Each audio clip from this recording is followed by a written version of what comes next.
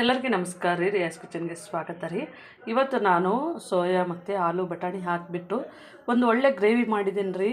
ನಾವು ಇದನ್ನು ತಿಂದರೆ ಚಿಕನ್ನೇ ಮರೆತು ಬಿಡ್ತೀವಿ ರೀ. ತುಂಬ ಚೆನ್ನಾಗಿರುತ್ತೆ, ಒಳ್ಳೆ ಟೇಸ್ಟಾಗಿರುತ್ತೆ ರೊಟ್ಟಿ ಚಪಾತಿಗೆ. ಇದನ್ನು ಹೇಗೆ ಮಾಡಿದ್ದೀವಿ ಅಂತೇಳಿ ಸುಲಭವಾದ ವಿಧಾನದಲ್ಲಿ ನೋಡಿಕೊಳ್ಳೋಣ. ಇವತ್ತು ನಾವು ಸೋಯಾ ಮತ್ತು ಆಲೂಗಡ್ಡೆಯಲ್ಲಿ ಒಂದು ಅನ್ನಕ್ಕೆ, ರೊಟ್ಟಿಗೆ, ಚಪಾತಿಗೆ ತುಂಬ ಒಳ್ಳೆ ಕಾಂಬಿನೇಷನು. ಮಧ್ಯಾಹ್ನ ಊಟಕ್ಕಂತೂ ತುಂಬ ಸೂಪರ್ ಆದಂತಹ ಒಂದು ಟೇಸ್ಟ್ ಆದಂತಹ ಒಂದು ಸೋಯಾ ಆಲೂ ಗ್ರೇವಿಯನ್ನು ಮಾಡೋಣ. ತುಂಬ ಚೆನ್ನಾಗಿರುತ್ತೆ. ನಮ್ಮ ಚಾನಲ್ಗೆ ಯಾರು ಹೊಸ ಸಬ್ಸ್ಕ್ರೈಬ್ ಮಾಡಿದಿರಿ ನಿಮ್ಮೆಲ್ಲರಿಗೆ ಧನ್ಯವಾದಗಳು ರೀ. ಯಾರು ನಮ್ಮ ವೀಡಿಯೋನ ನೋಡ್ತಾ ಇದ್ದೀರಿ ಸಬ್ಸ್ಕ್ರೈಬ್ ಮಾಡಿ, ಲೈಕ್ ಮಾಡಿ, ಶೇರ್ ಮಾಡಿರಿ.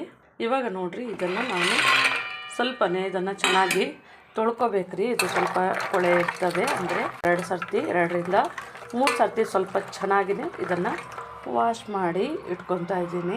ಈಗ ಇದನ್ನು 2ರಿಂದ 3 ಸರ್ತಿ ತೊಳ್ಕೊಂಡಿದ್ದೀನಿ ರೀ. ಸ್ವಲ್ಪ ನೀರಿತ್ತಂದರೆ ಈ ಥರನೇ ಹಿಂಡ್ಬಿಟ್ಟು ನಾನು ಇಟ್ಕೊತಾ ಇದ್ದೀನಿ ರೀ. ಇವಾಗ ನಾನು ಎಲ್ಲವನ್ನು ಹಿಂಡಿ ಇಟ್ಕೊಂಡಿದ್ದೀನಿ ರೀ. ಇದು ನೋಡಿರಿ, ಚಿಕನ್ಕಿನ್ನೆಲ್ಲ ತುಂಬ ಚೆನ್ನಾಗಿರುತ್ತೆ ಟೇಸ್ಟು. ಇದು ಸೇಮ್ ನಾವು ಚಿಕನ್ ಊಟ ಮಾಡ್ದಂಗೆ ಆಗುತ್ತೆ. ಇದಕ್ಕೆ ಒಂದು ಸ್ವಲ್ಪನೇ ಮಸಾಲವನ್ನು ಹಾಕ್ಕೊಳ್ಳೋಣ. ನಾನು ಸ್ವಲ್ಪನೇ ಒಂದು ಕಾಲು ಪೀಸ್ನಷ್ಟು ಒಣ ಕೊಬ್ಬರಿನ ಹಾಕ್ತೂ ಬರ್ತದೆ. ಇದು ಹಸಿ ತೆಂಗಿನಕಾಯಿ ಮತ್ತು ಒಂದು ಅರ್ಧ ಟೇಬಲ್ ಸ್ಪೂನಷ್ಟು ಜೀರಿಗೆ, ಒಂದು ಸ್ವಲ್ಪನೇ ಚಕ್ಕೆ, ಒಂದು 3 ಲವಂಗ, 2 ಏಲಕ್ಕಿಯನ್ನು ತೊಗೊಂಡಿದ್ವಿ, ಒಂದು ಅರ್ಧ ಟೇಬಲ್ ಸ್ಪೂನಷ್ಟು ಕಾಳುಮೆಣಸು, ಒಂದು ಗೆಡ್ಡೆ ಬೆಳ್ಳುಳ್ಳಿ, ಒಂದು ಸ್ವಲ್ಪನೇ ಶುಂಠಿ ತೊಗೊಂಡಿದ್ದೀನಿ. ಇವಾಗ ಇಲ್ಲಿ ಖಾರದ ಪುಡಿ 1 ಚಮಚ ರೀ, ಒಂದು ಅರ್ಧ ಚಮಚ ಕಲ್ಲುಪ್ಪು ತೊಗೊಂಡಿದ್ದೀನಿ, ಸ್ವಲ್ಪನೇ 1/4 ಚಮಚದಷ್ಟು ಅರಿಶಿನ, ಸ್ವಲ್ಪನೇ ಧನಿಯಾ ಪುಡಿ, ಸ್ವಲ್ಪನೇ ಗರಂ ಮಸಾಲವನ್ನು ತೊಗೊಂಡಿದ್ದೀನಿ ರೀ.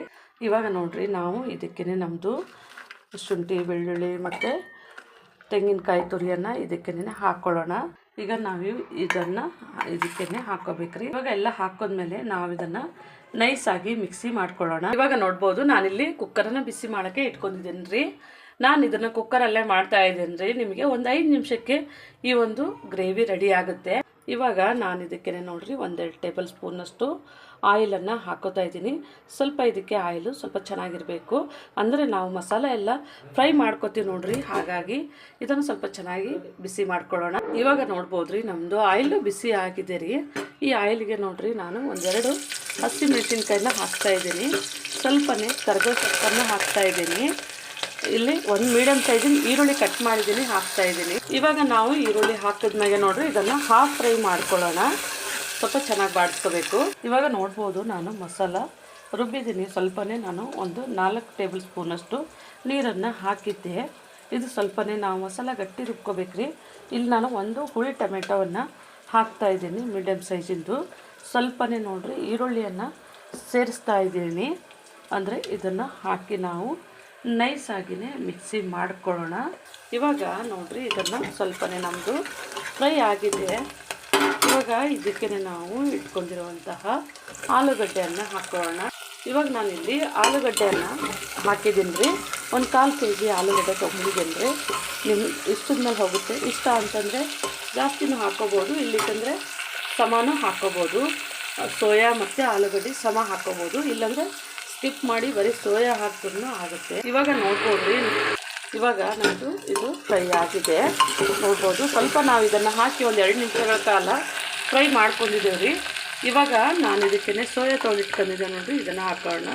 ಇವಾಗ ನಾವು ಸೋಯಾ ಹಾಕಿದ್ದೇವೆ ನೋಡಿರಿ, ಇದನ್ನು ಇದ್ರ ಜೊತೆಗೆ ಇದನ್ನು ಸಹ ನಾವು 2 ನಿಮಿಷಗಳ ಕಾಲ ಫ್ರೈ ಮಾಡ್ಕೊಳ್ಳೋಣ ರೀ.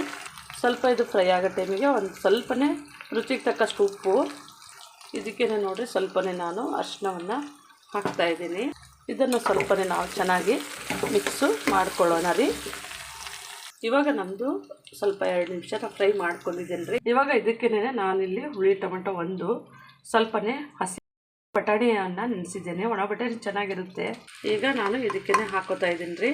ಇವಾಗ ನೋಡ್ಬೋದು ರೀ, ನಾನು ಮಿಕ್ಸಿ ಮಾಡಿದ್ದೇನೆ ನೈಸಾಗಿಯೇ. ಇವಾಗ ನಾನು ಎಲ್ಲವನ್ನು ಮಿಕ್ಸ್ ಮಾಡಿದ್ಮೇಲೆ ನೋಡಿರಿ, ಇದು ರುಬ್ಬಿರುವಂಥ ಖಾರವನ್ನು ಹಾಕ್ತಾಯಿದ್ದೀನಿ.